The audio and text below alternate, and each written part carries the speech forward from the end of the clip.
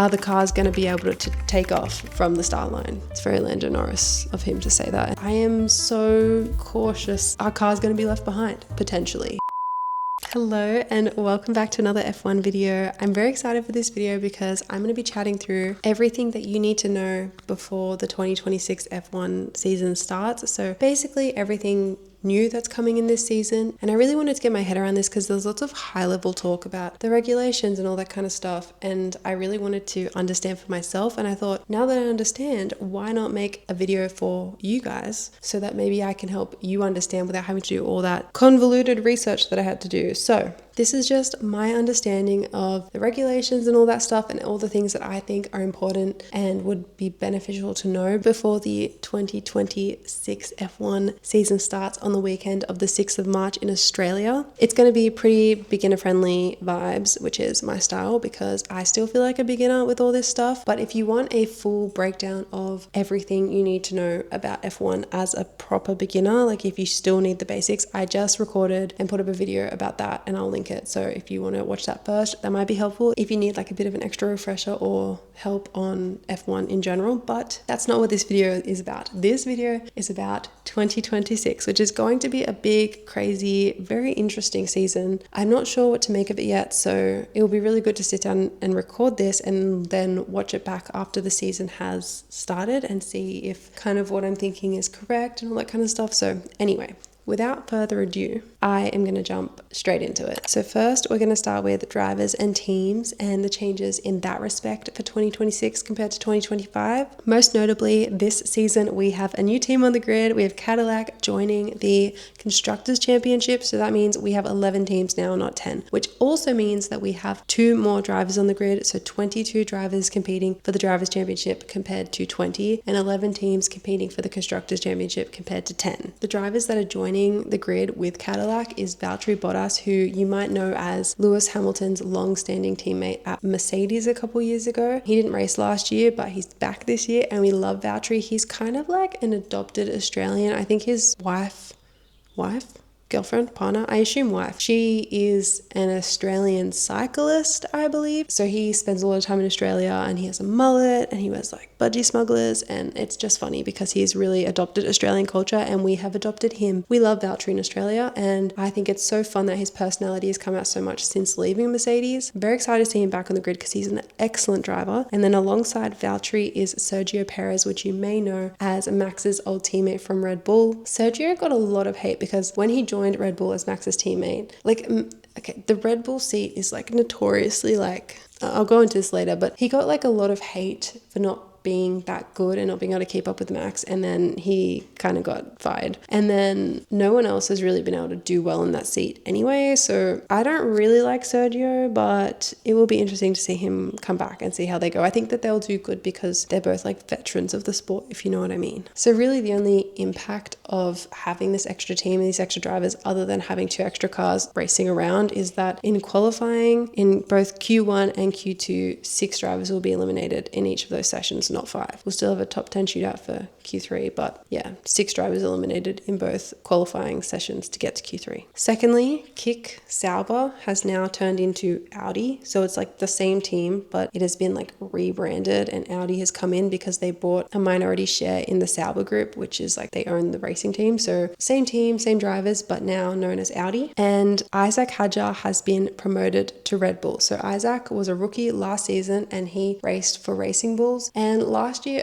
so it's been a mess for the Red Bull second seat because in 2024, Sergio was in that seat and he did good the first half of the season, and in the second half of the season, he just could not drive the car and he was nowhere near Max, and everyone was like, sack him, he's no good, blah, replace him, why aren't they replacing him? Then the season ended, they replaced him, and Liam Lawson, who is a New Zealand driver for Racing Bulls, was very cocky and he was like, I am so good and I want to take Sergio's seat. They put him in there, he got like 2 races and then he got demoted to Racing Bulls. They put Yuki in. Yuki was a Racing Bulls driver, got promoted to Red Bull, didn't really do very well, unfortunately, and now is no longer an F1 driver. So it's kind of like the seat that can kill careers, the one next to Max. And now we have Isack, who was a rookie last year and outperformed Liam and outperformed Yuki the whole season. He just did so good that they've promoted him, and I am so cautious. Like, I want to be optimistic and I want to be excited, but I'm just worried because I really like Isack, and I just think that this seat could like kill his career, and I hope it doesn't. I hope he can come out. And I mean, I am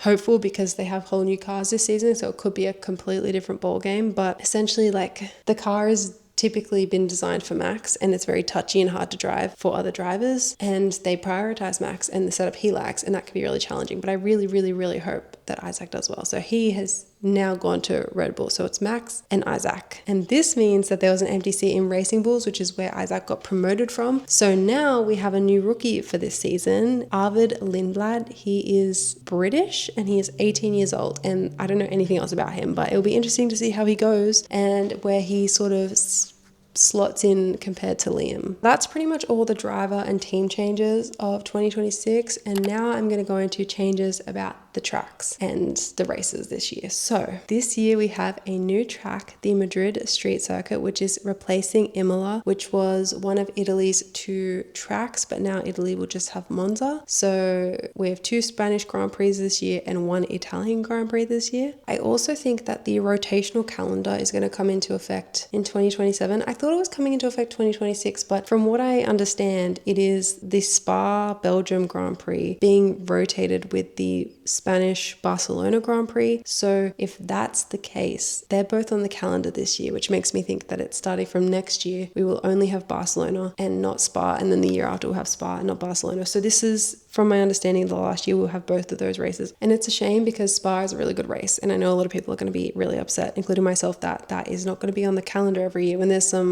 quite mid tracks that are getting on the calendar all the time. But there might be like a lot of factors that go into it, so I don't really know why. Also, I'm pretty sure that this year is the last year with the Dutch Grand Prix, because apparently in 2027 that is going to be replaced by Portugal. So there you go. Now that we've talked about tracks and the changes in the races this year, I'm going to move on to regulations. And I know this is the biggest thing of difference and the biggest change happening from 2025 to 2026, and where all the conversation is happening around and what everyone is interested in. So we're going to dive deep into that now. And I just want to preface this with the fact that I've done knowledge, but I'm going to explain it how I understand it. So if I make any mistakes and you know better than me, please tell me in the comments so that we can talk about it, or you can educate me, because yeah, I am not an expert. I am an amateur enthusiast. That's how I like to categorize myself, an F1 amateur enthusiast. And this is what I understand to be the things that you need to know and the changes for the regulations of the cars going into 2026. So this year they're introducing the biggest regulation change that they have in over a decade. So it's causing like a lot of upheaval and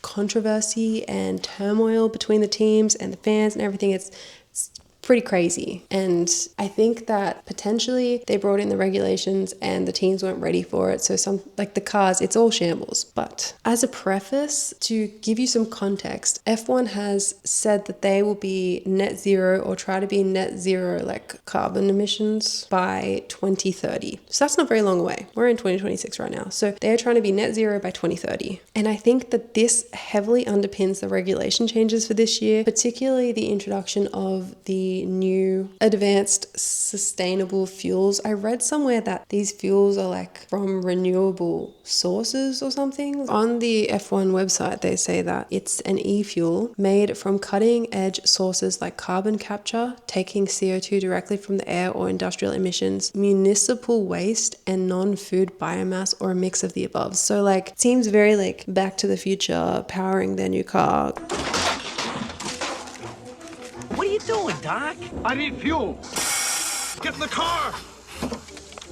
They have this new fuel coming in because they're trying to be net zero and help the planet. Along with that, the car engines have changed. The engines have been replaced from what they were, which was an internal combustion engine, like a normal car engine, to 50% electrical. All the sources are saying that this means the cars can store 3 times more electrical power than they could before, which should be better and make them faster, but it's not really working out like that in reality. Essentially, the batteries can store 3 times more power or whatever, but the power is depleted so fast. So James Vowles, the principal of Williams, actually said, on the braking zones, you can nearly fill up the battery, but in half the straight, you can deplete the entire battery. So it's kind of cooked, to be honest. They can't push the cars how they're supposed to drive or how they've been trained to drive because they have to coast and use braking and the corners to refill the battery so that they have enough power to use on the straights to get the fastest lap, whereas traditionally they would be pushing on the straights and pushing to get as fast as they can, and then the battery will just like replenish and give them an extra boost. But now they have to coast and they can't push so hard, and so there's like a lot of controversy about this between the drivers and between the fans because it's just not really what F1's about in general as a sport. The drivers have mixed opinions about this. You know, Max being Max, he's very candid and he has said like it's not fun to be a driver right now because driving is about racing, it's not about coasting and stuff. And he has said what a lot of the OG fans really keep saying, it's that this belongs in Formula E. We already have Formula E, so why are they bringing this to Formula One? It's not the nature and the heart of the sport, if you know what I mean. But then there's drivers like Lando Norris who's come out and said, well, it's fun to have a new challenge for the engineers and the drivers, and it's very Lando Norris of him to say that and to disagree with Max, to be honest. And apparently they have to use first gear a lot now, which they never had to do before, and Pierre Gasly said in an interview that he's been using first gear more in the Bahrain testing, which is happening now, than he did in all of the F1 season last year. So it's definitely going to be interesting because it seems like based on this new engine that's 50% electric, in theory it should help them go faster and conserve more energy, but in reality the drivers aren't able to drive the cars and race them how they want, and they have to coast, conserve energy, brake a lot, and use the corners to build up the battery so they can just like make it through the lap, because otherwise like the straights use up so much of the electrical power that they can't even push on the straights. And it's going to be very interesting, I think, to see how this works in like when the season actually starts. Also, apparently the cars are having a lot of trouble taking off from the start line. So they did a test start in Bahrain with 8 cars, I believe, and 4 of them, including Oscar Piastri, I think, were left and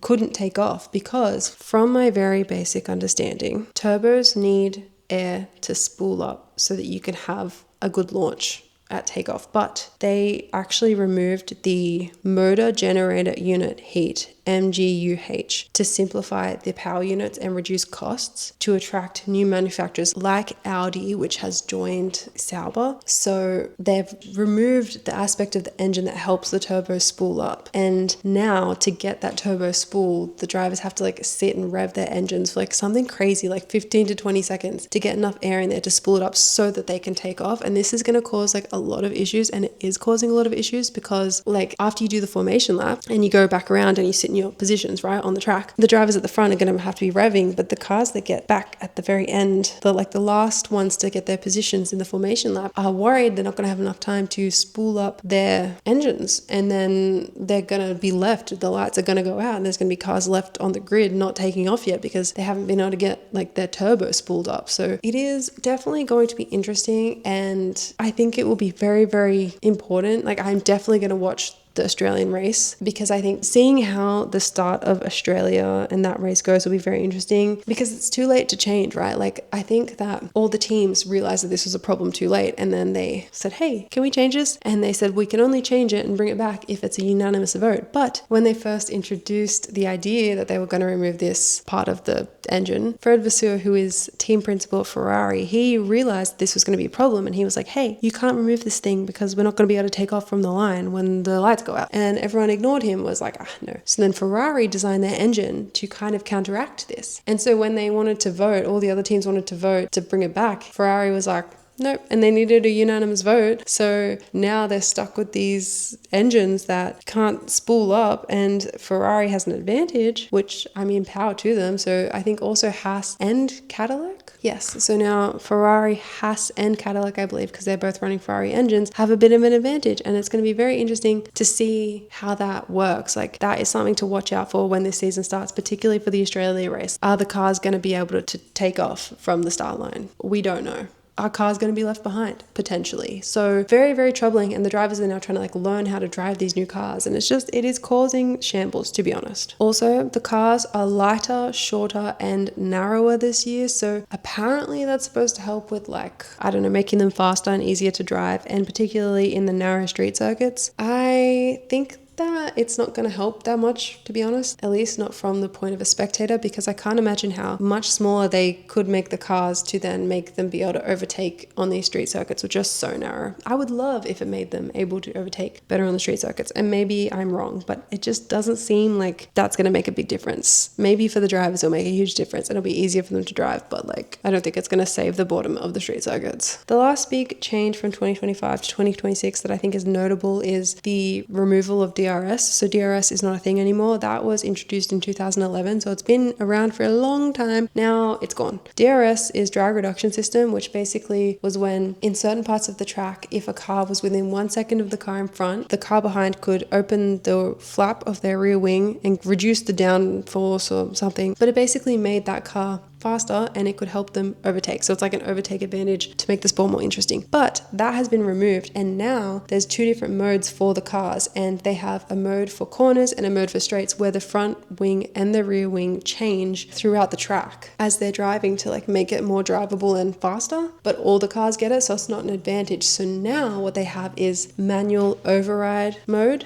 MOM, or overtake mode, I've also heard it be called, and that is essentially what is replacing the DRS. Essentially, from my understanding, this manual override mode allows the drivers to deploy a boost in power which will assist them in overtaking and just help them by giving them like a bit of extra power, and then that helps them go faster to get the overtake done. And I think, correct me if I'm wrong, they can do this whenever they want. So it's not like you need to be in the DRS zones. It's something that the drivers can deploy whenever they have it like available to them, maybe if they've stored up enough energy. And I think it could make it more interesting, because if it's not in DRS zones or MOM zones and it can happen whenever on the track, it might lead to more like interesting overtakes or creative overtakes or surprising overtakes, which I would love. You know, when there's a DRS zone, you're waiting for them to try and do the overtake and you know it's going to happen, but there's nothing more exciting than when a driver pulls out a surprise overtake in a really good position and does something a bit more creative and risky, I guess, or like surprising and strategic. It could possibly, from just my own guesstimation, make some overtakes and racing a bit more exciting if that's how it plays out, because then there could be more exciting and more fun overtakes. And I think it can only happen from the car behind. Again, correct me if I'm wrong, but I think that, yeah, I don't think that the front car can use the MOM. It's only for the car that's trying to overtake, because it's for overtaking. And yeah, I hope that because the drivers have more control over when to use it and where they want to use it, it will make it a bit more like versatile and yeah, interesting and useful. Yeah, so that's pretty much all of the differences from the 2025 F1 season to the 2026 season that I think would be beneficial to know before the first race in March. I mean, obviously if you watch this after March, it's totally fine.